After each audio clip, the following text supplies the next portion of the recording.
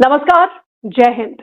राणा संग्राम सिंह, जिन्हें राणा सांगा के नाम से भी जाना जाता है, मेवाड़, राजस्थान के प्रसिद्ध राजपूत राजा थे 16वीं शताब्दी में और तकरीबन 20 साल तक 16वीं शताब्दी में 20 साल तक राणा सांगा ने अटूट साहस और जबरदस्त नेतृत्व की मिसाल गढ़ी।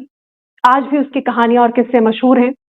उन्होंने अपने मातृभूमि के सम्मान के लिए, अपने नागरिकों के मान रक्षा के लिए कई लड़ाइयां लड़ी, कई युद्ध लड़े आतताइयों के खिलाफ, विदेश से बाहर से आए आक्रमणकारियों के खिलाफ।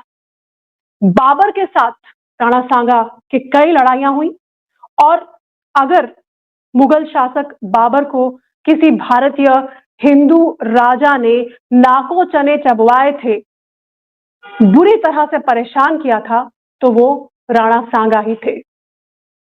और इसका जिक्र हमें बाबरनामा में भी मिलता है। बाबरनामा जो कि बाबर की आत्मकथा है।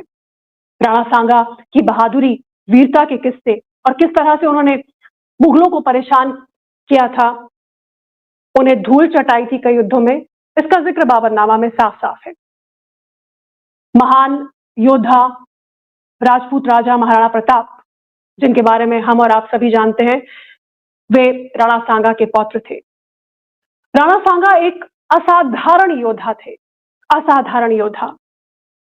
और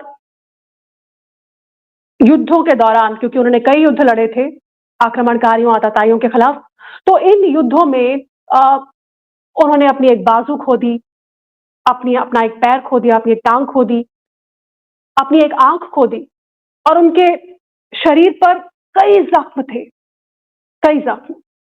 इसके बावजूद लगातार वो अपनी मातृभूमि की रक्षा के लिए लड़ाइयां लड़ते रहे। इतने जख्मों के बावजूद, एक आंख, एक कान, एक टांग, एक हाथ बाजू खोने के बाद भी और शरीर पर कई जख्म होने के बाद भी, ऐसी शख्सियत थी राणा सांगा की। वीरता की, बहादुरी की, शौर्य की ऐसी मिसाल गढ़ी राणा सांगा ने।